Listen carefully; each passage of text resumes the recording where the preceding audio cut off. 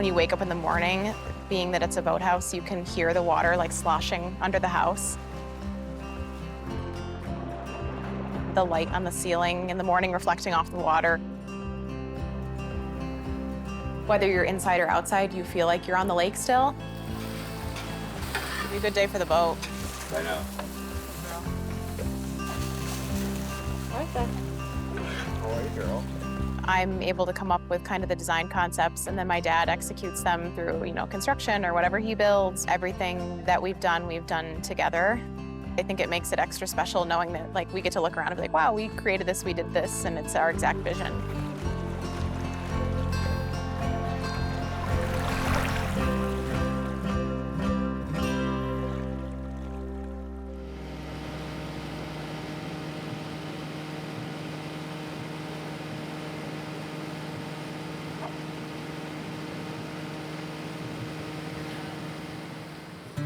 So we're right on 4th Lake in the Adirondacks, which is part of the Fulton chain of lakes. We'll go for boat rides, go into town sometimes. I think that the Adirondacks are just different in the way that it kind of has like that nostalgic summer camp feeling. My dad is a teacher, and so that means he obviously has his summers off. And so growing up, summer kind of was just our time. We live 2 hours away in Syracuse. I would come up here a lot as a kid, and I'd camp for the weekend with my parents, and we would always hit Key's Pancake House and Old Forge on the way home, so that was kind of our little tradition. So when we first started looking at houses, my dad was looking, I was looking. I came to him and I said, I found a house, you have to see it, you're gonna love it. And he's like, no, I found a house, like, you're gonna love it. And we ended up showing each other the same house. I can remember coming and sitting on the dock and just going, boy, can you imagine guys being able to spend, time here in the summer, and how cool would this be? And so we put an offer in and they accepted it. That day, yep. We spend a lot of time here with my parents, Darcy and Kevin. My younger sister, Cammie, will come up. She's still in college, so she makes a trip when she can. And then my wife, Meg, and then our dog, Pearl. My parents' dog, Martha, is always here. It's a full circle moment having the house now. Our house is a little bit different. It's a boathouse, which just means the foundation is within the water. So it is a boat garage. And then our living space is above that boat garage.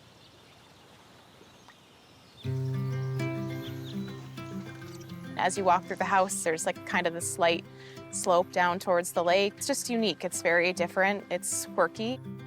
Kind of having the kitchen connected to the dining room and the living room, like that's where we just spend all of our time together.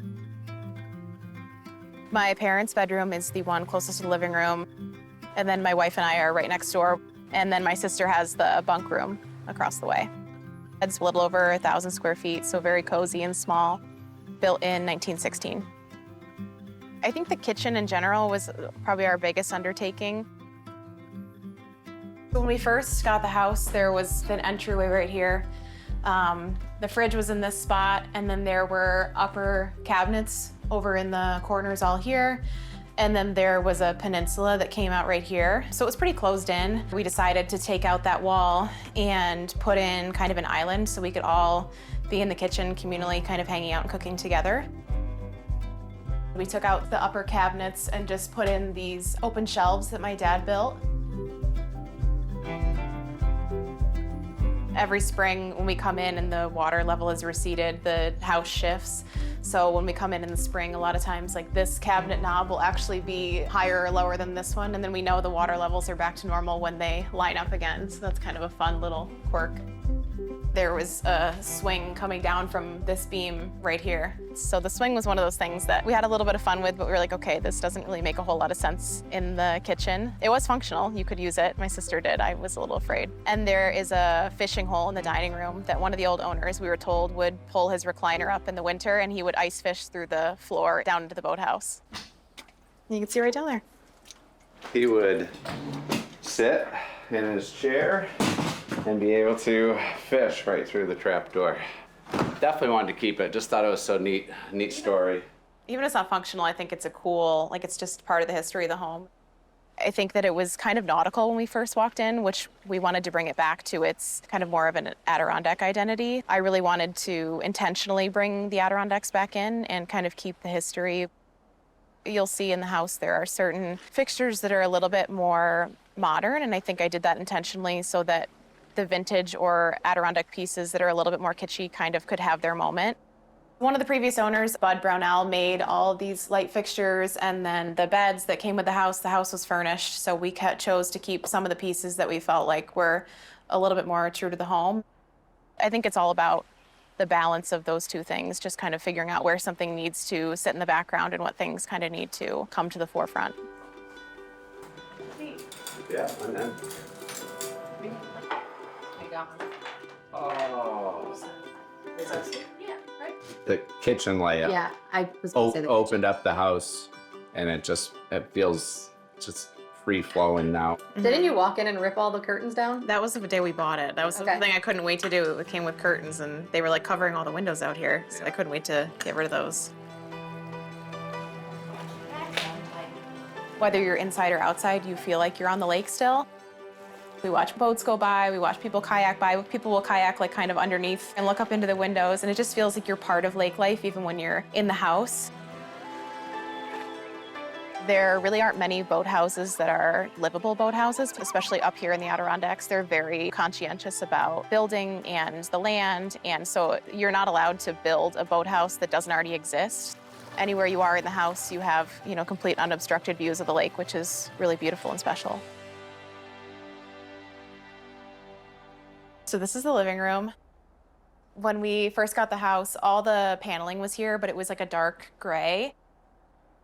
We kind of decided just to paint it all white, brighten it up in here, and just let the outside be more of the focal point than the walls.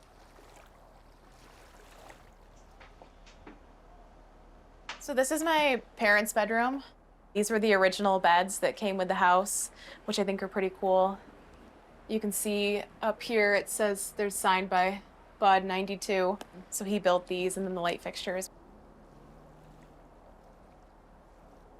So this is the bunk room. When we first got the house, it was set up with bunk beds and the laundry room in here. This room is really small, so we leaned into that. We picked a darker color, and I think it just makes you feel like you want to hang out in here and read a book.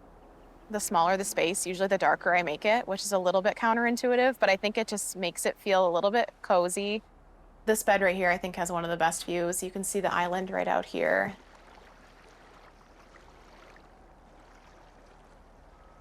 The bathroom is very small. There was just this kind of cumbersome sink cabinet, so we took it out, and I opted for something that has just the open bottom and the legs, and I think it feels airy, it feels clean. We decided to paint it kind of like a rust red brown. I wanted to lean into just painting it something dark and just embracing that it is a small room. Come on, Martha. Come on, bud.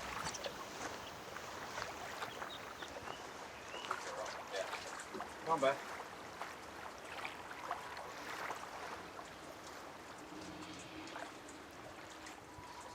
This is the best part of the boathouse.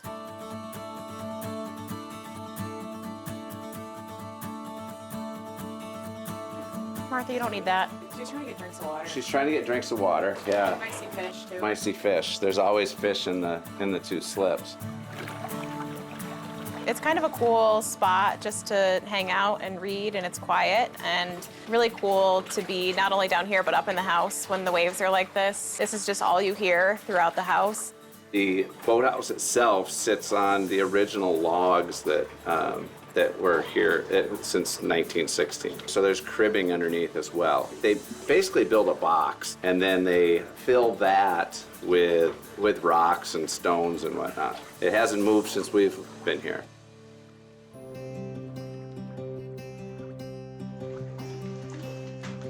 All right, you ready? Yeah. We're gonna go straight to the aisle. Okay.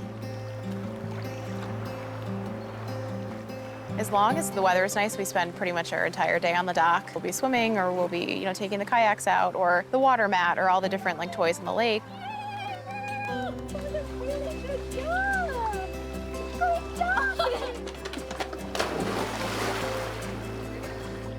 We don't really have a plan. We just kind of mosey around.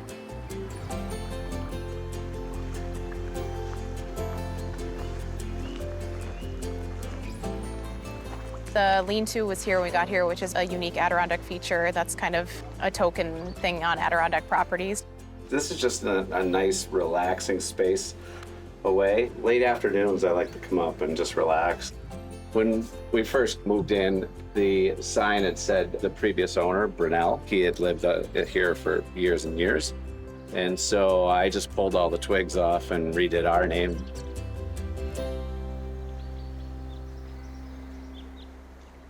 You know, my dad kind of, boating is his favorite thing, so getting a boat and having a camp on the water, like he's just in heaven.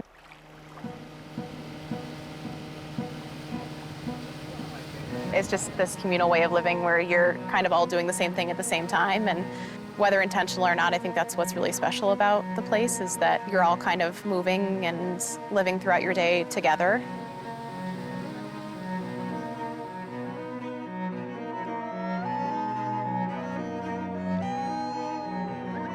It's really special too that I get the opportunity to work with Meg. She has the vision and I'm able to put that together, and it just is really, it's been very rewarding. I'm glad you got the fire going. That's all I do. Some of our best memories and stories come from here, which is funny because we really don't do a whole lot, but I think it's just like the spending quality time together. It just has a different, like, kind of nostalgic vibe about it. It's a really special, calm, relaxing, simple place.